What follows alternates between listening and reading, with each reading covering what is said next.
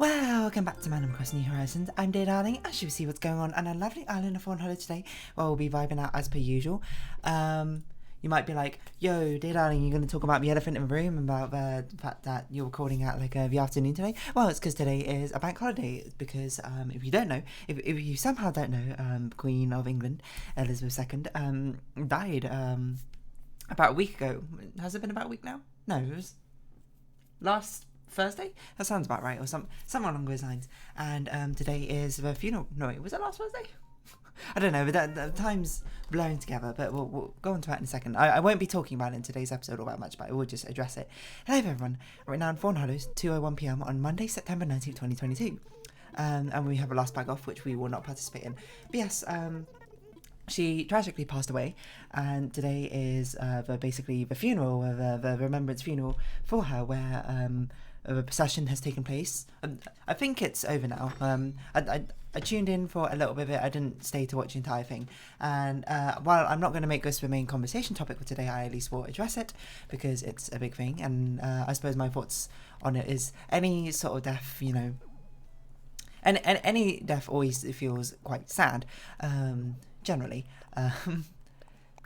You know, it's always tragic for the loss of human life, and regardless of your own thoughts on royal family or your own standings and that sort of things, I think certainly, at least most people can agree with this, it certainly feels like an end of an era, at least here in the UK. It's quite a monumental occasion, and I don't think it's particularly, you know, even if you aren't really one for a royal family or anything like that, you can at least pay your respects in the sense that you can be like, it is tragic that she has passed, and she was certainly notable in British history, especially, you know, most notably she has like the longest reign or something of any monarch, which is crazy. So, and if you want my own personal thoughts on it, it just, like, while I don't have any personal connections in a royal family and I'm not like particularly invested in them, it does feel like an end of an era is how I've been basically describing it. So just like, it's something I didn't really think would happen in my lifetime, and it's a sort of probably the thing which, when I grow older, I'll look back on my life and be like, yeah, that's actually quite a monumental thing which has happened.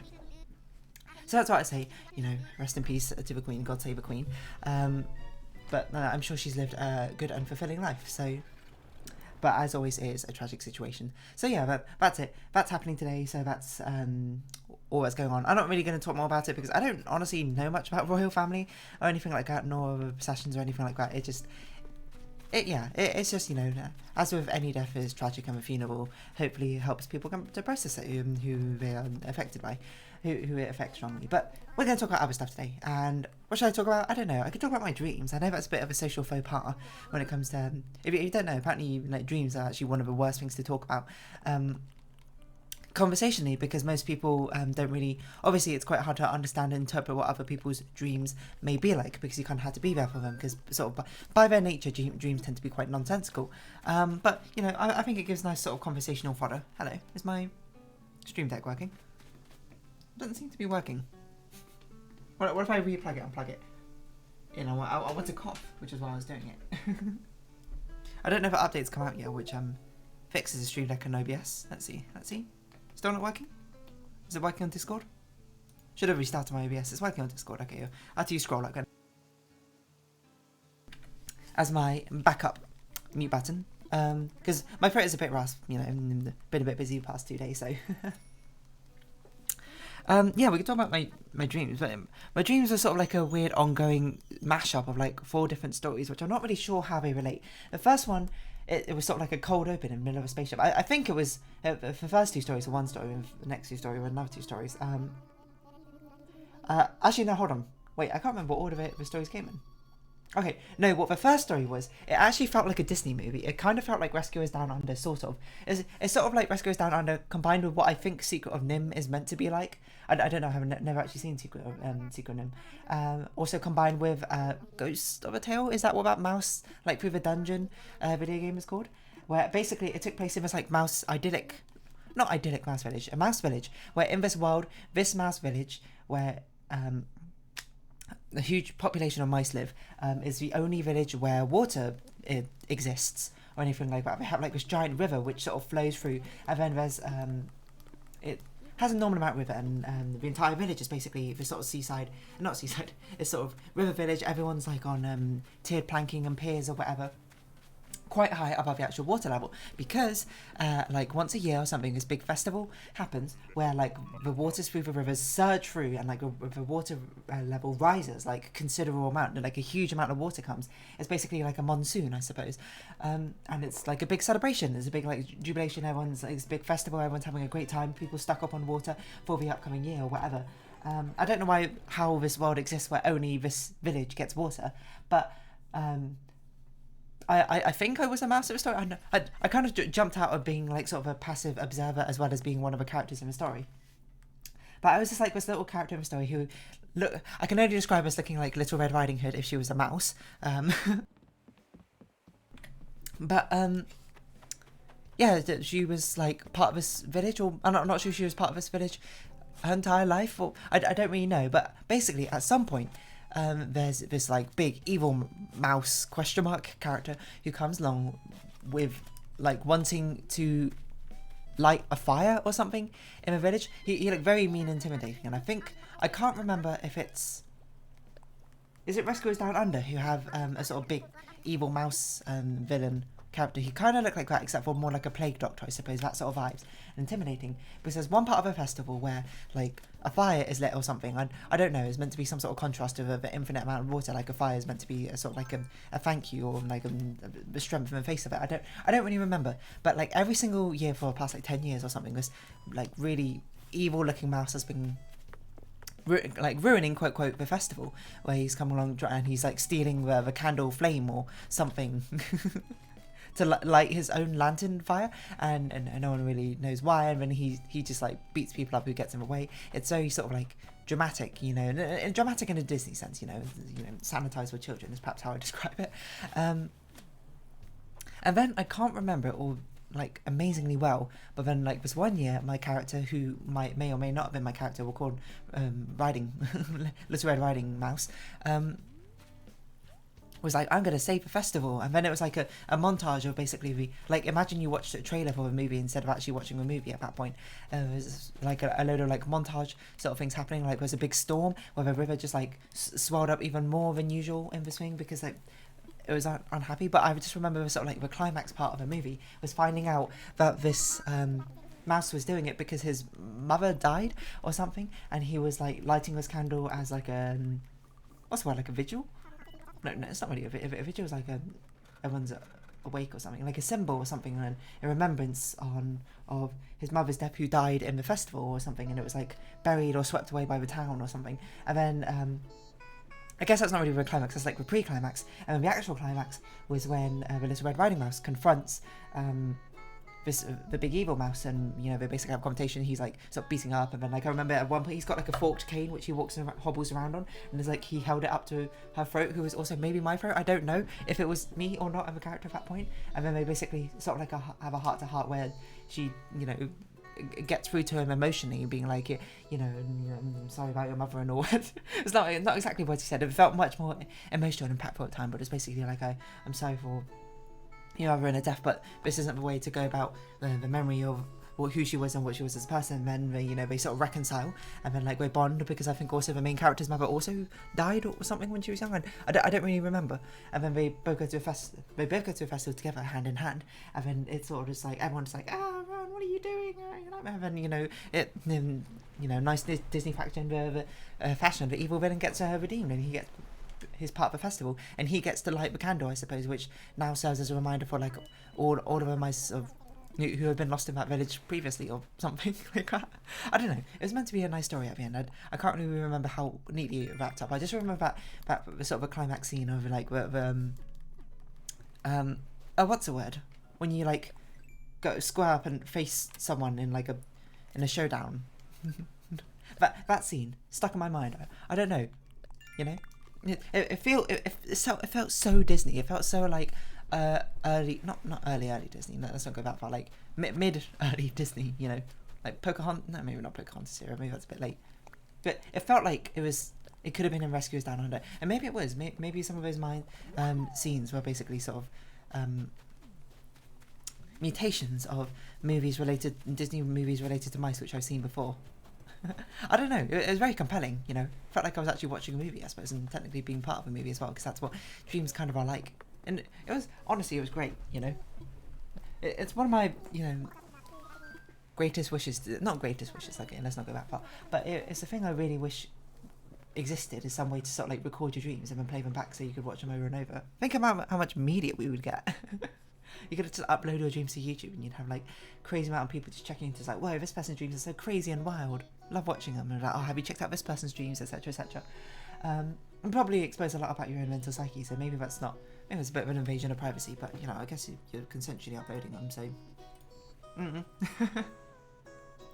sounds a bit like a Black Mirror episode, or White Mirror episode, I suppose, because it doesn't have like dark evil undertones. Or I guess if you say White Mirror, kind of gets rid of a Black Mirror sort of analogy of the fact that you're looking at a shut off computer screen, or shut off screen in general. Anyway, not what I'm talking about. So that was dream number 1, and then I like woke up and then I was like, oh, I'm so tired, I'm gonna go back to sleep. Gonna be honest, can't sleep in today, so I did. Mainly because I haven't got too much sleep over the past this weekend because we've been kind of busy. But the second dream was a weird mashup of, I think, 3 different dreams together. The first dream was very, very like short. I'll be honest. It was like a group of numbers or something were on a spaceship. It was like a cold open. It was like Star Trek sort of sci-fi, except for the captain, who I think was the number 8, was like slowly being corrupted by, like, they flew in somewhere which has like some strong corrupting force, and he was slowly getting corrupted by it. It was had like some radiation or something mixed in with it or whatever, and then, you know, the radiation levels were getting dangerous, and the crew found out about it. And the crew was like, we have to go, we have to leave, and then the captain was like, no, we gotta keep going, motivated by something I don't really remember. Anyway, that all happens, and then it turns out the crew kind of leave. They all like take emergency space pods, but before they're sort of just leaving, they're all saying, we're sort of biased, being like, you're not the leader, you're not the captain that I used to know, you're not the reason why I came to the ship, blah blah blah. It was all very heartfelt and emotional. And I remember the final scene was of number 8 was at, you know, the captain was at the driver's helm, I suppose, of a spaceship, where, like, as it's slowly powering down, losing energy because the radioactive levels are getting so high, but he's still stubbornly refusing to leave. And number 3 was leaving and like turning back, and for some reason number 3 had sort of like shape-shifting powers and being like, you're not the captain anymore, but, you know, I'm going to be the captain that you never were, or something like that. I don't know, it was something along those lines, incredibly dramatic. And then there's this weird thing where number 3 sort of like shape-shifted into number 8, like he filled out the missing pieces that he was missing from his number 3 to make out a number 8 shape, and the number 8 was just like, no. And then like they all jumped away, and then like it exploded or something, I don't really remember. And then boom, cut to next scene. Seems like it's a completely different movie, where it's just like, but it's kind of like it led in through that previous cold open, where it's like a group of, I'm gonna say about 6 people, whoever has survived like some sort of radioactive fallout or whatever, and then like in a hospital they're all laughing and having a good time. It feels like it's the end of a movie, where it's just like, oh, I can't believe, you know, we all survived, and nothing worse came of it. For whatever reason, one of the people was Victoria Coren Mitchell. And then, I don't know, everyone was like crowding around her bed, and then it's just all like sort of like laughing, you know, credits roll. But it feels like that sort of scene. But for whatever reason, I'm not sure how to describe this. You know, Victoria Coren Mitchell, she's on my bed, everyone else sort of like crowding around her, all laughing, having a good time, being like, oh, you know, this is like, wow, we didn't get any like superpowers or something from it. And then for some reason, in frame, there's like a laptop which someone plugs a USB stick into, and then plays a video, and the video has like some guy, I think it was like Ainsley Harriott or something, saying stuff, and then he just goes 12, and then Victoria Coren Mitchell just goes 12. Who said 12? And then it feels like it's a moment where that movie's meant to cut off, and it's been like, whoa, they actually did get superpowers on this like a weird space trip they had or something. Like, she has a power to like read minds, ? That's not like how it's framed, despite the fact it doesn't make sense because she was like reading a laptop's mind, which doesn't really make sense, but whatever. It's meant to be some sort of insinuation like she got superpowers, but for some reason, because, you know, it's a dream, the movie just kept going, and it made no sense. Where she was like, 12? Who said 12? Did someone say 12? And I don't know, it was just like really on the nose. Then boom, next cut to next movie part, maybe all those 6 people, they're evil, ? And they're trying to be stopped by some sort of eventually D&D party who are also League of Legends characters, ? The only ones I remember being there were Ash, Master Yi, Tarek, I think Lilia was there. And there were 2 other people who I don't remember because they die, spoilers. But the 6 adventuring League of Legends characters were trying to stop the 6 super villains now, who've all got powers or something, and now their powers have like mutated to get extra bad powers. One of the people was like Isabella from Encanto or something, and one of her powers is now she can taste. Like, everyone gives off this sort of like aura trail, I suppose, which she can taste, and she now knows what they're thinking or something. Like, I can't remember off the top of my head, but they're all getting like weird mutated powers based off their actual powers, which has now like an evil spin, which are used for nefarious purposes. And it was kind of like, despite the fact that it wasn't, watching it in my dream was kind of like watching a Critical Role campaign, which, if that makes sense, it had the same feeling as that, despite the fact that it wasn't actually like watching people play a D&D campaign, but it had that sort of vibes, and I don't really know why. But anyway, there's this like big climactic moment where I can't remember who the leader is of the corrupted superpower people. I can't remember who they are off the top of my head. I don't know, but it was someone equally random. Was having this big sort of face-off with Master Yi, I think, because he was like the leader or something, and then he was being like held captive. Master Yi couldn't do anything, and suddenly like his teammates come in being like, where's Master Yi, whatnot, and then the big old evil guy somehow manages to get them all to like fall off a cliff, and they all die. And I was like, what just happened? It was a big climactic moment, you know, watching it. So sort of like watching Critical Role, when a big moment happens, you'd be like, whoa, this is going to be a huge part of this campaign. This is crazy. Like, I can't believe that just happened. It felt like a huge plot twist. I remember like watching it, and for some reason I was also in the movie, like watching the movie, and my mouth was just like agape. I was just like, I can't believe that just happened. Like, whoa, who could have seen this coming? This villain means business. But, you know, as it turns out, because one of them was Sejuani, she was riding a boar. It turns out the boar died, but she didn't die. The boar took all the fall damage or whatever. So she managed to be alive, and she revived her sister Ash. Because I guess they're friends now, despite the fact in the law they're not, and they managed to run away. It turns out Lilia somehow survived the fawn as well, and they all just basically ran away. It was like this huge moment where it felt like it was despair for Marcy, being like, you lost, everything's over. But he's like, not, and then there's like, no, we can live. I think it was like Tarek and Lilia somehow saved each other. I don't really remember. Or they came out of nowhere. No, maybe it was only Sejuani, Ash, and the two mystery people who I can't remember fell off a cliff and died. But Tarek and Lilia like came in to save the day. And Marcy was like, no, as they fell off a cliff. And it felt like all hope was lost, until it's suddenly like Ash and Sejuani just like run up the side, like beaten and battered, but still alive, making like an ice bridge out there, just running, being like, hey, let's get out of here. And then Lily and Tarek somehow come in, because, you know, the big evil guy's gonna like attack them, some of them, but it's even somehow Tarek protects them all, and then creates his own sort of crystal bridge, and Lily is running like on a bridge of dreams or something. I don't really know what's going on. And they all managed to escape barely by like the skin of their teeth. And everyone's just like, what? I can't believe we lived out there. And then, like, we're mourning the loss of the other two party members or whatever. Being like, I can't believe we just had to leave them behind. But it's sort of like they would have wanted us to live and escape rather than all of us die or something. I don't remember. It was very dramatic. But then cuts to like post-credit scene of Isabella seeing her trail and eating it, being like, oh, I know exactly where they're going now. And it's like, dun dun dun. What's going to happen next? I don't know. So yeah, that was my absolute mashup of a dream, of like 6 different dreams all sewn together using a Frankenstein's monster, I suppose, of a dream. But it all made cohesive sense when I watched it, and it was thrilling. It's the best part about dreams, is you can have the most absolutely nonsensical dream in existence, but when you're watching it, it's actually just like a movie.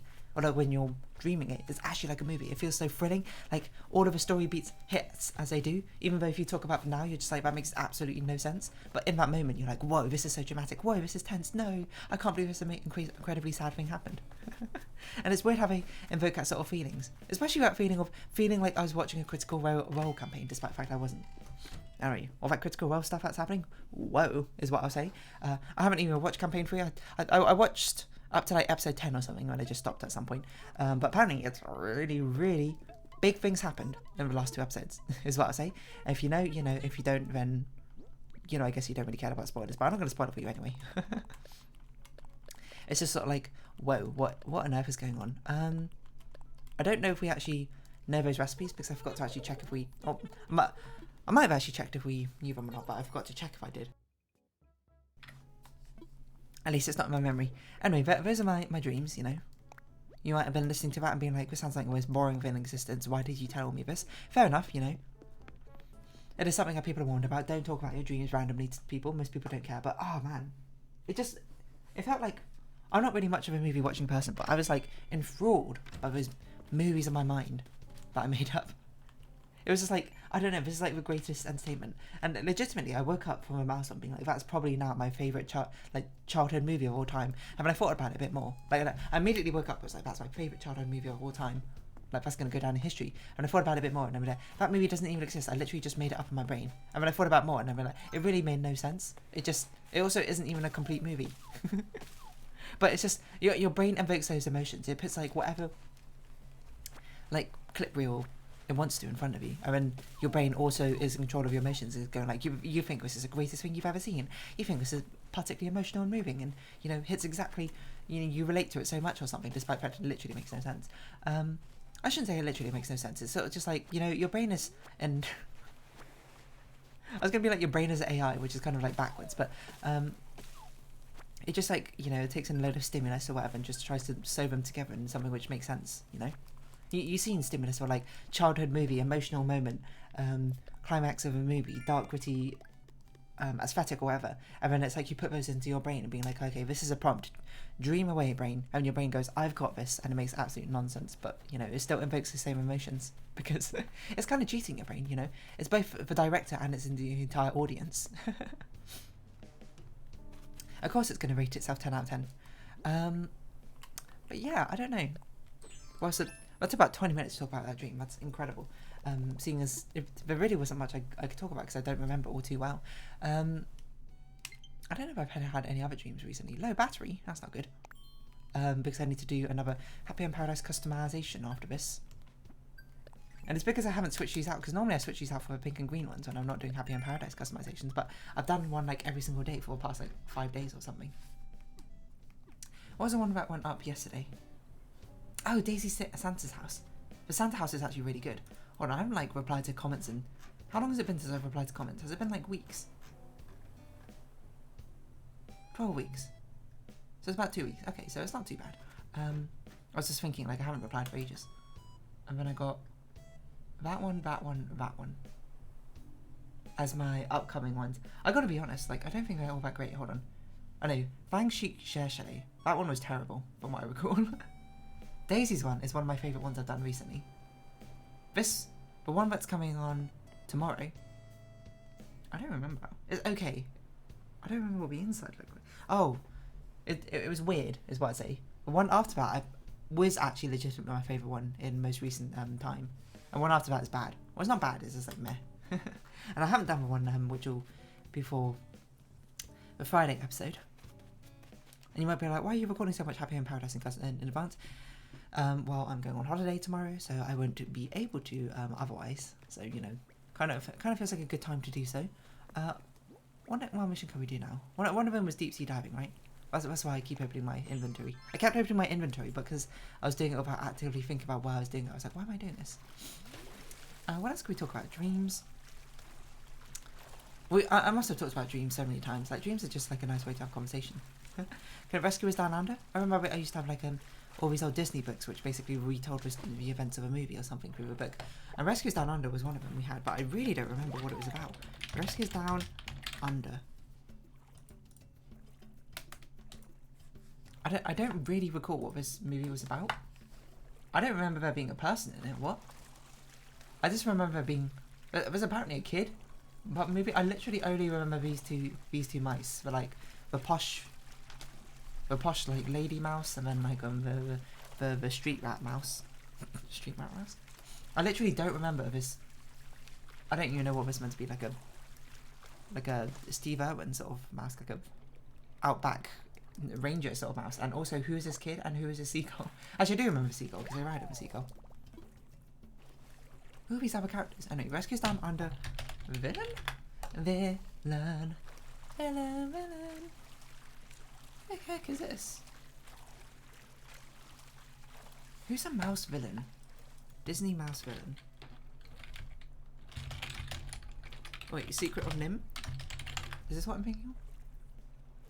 I don't know if it's a Disney movie. Secret of Nim villain. No, not this guy.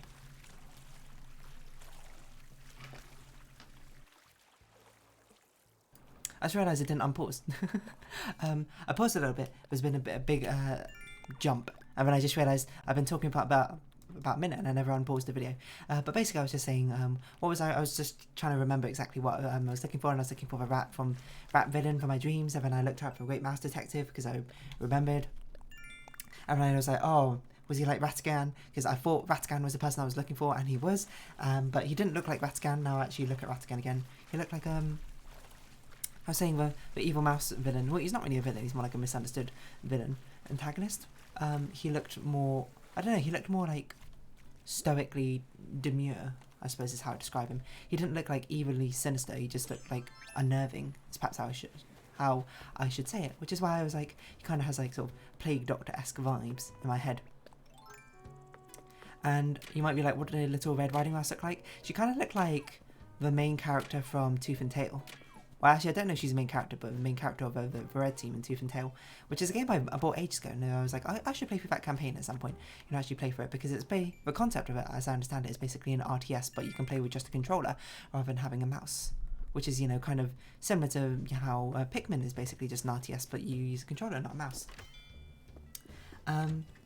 Anyway, he didn't look like Ratigan. Anyway, Secret Name Great Mouse Detective Rescues Down Under. Why are there so many mouse-based animated cartoons, animated movies? Yeah, I think that's a bit strange. Hold on, maybe there's more. Animated mouse movies. Fievel Goes West, never heard of. Once Upon a Forest. Never heard of that one either. This looks like an early Disney. Well, actually, you know, it looks like something which is trying to be early Disney, but it's not early Disney. Is it actually early Disney? Let's see. From an American Tail. You know, it's certainly early animated cartoons that start with Ratatouille. There's another mouse. Well, he's a rat, I suppose, but still. American Tail. The Tale of Despero. I don't know what that is. What? Why am I taking a picture? I meant to get the Nook Wow mission. Why are there so many? I don't know. Just mats and rats. What? Mice and rats. Just very popular. Sort of animated cartoon. Oh, Stuart Little. Yeah, there's another one. It's a very popular animated cartoon. Choices. I couldn't think of a word. Choices isn't even a word I wanted. Mighty Mouse, there's another one. Danger Mouse, that's another one. Oh, I guess those are TV shows rather than movies. Anyway, I'm going to round off this episode here because I need to do another Happy in Paradise customization anyway. So, if you have been watching, thank you very much. It's been Animal Crossing New Horizons. I've been Dear Darling. Any likes, comments, subscription, shares are greatly appreciated. Join me Dear Darling Discord, follow me into it down below. Hope to see you again, but for now, it's our farewell. So until next time, bye bye for now.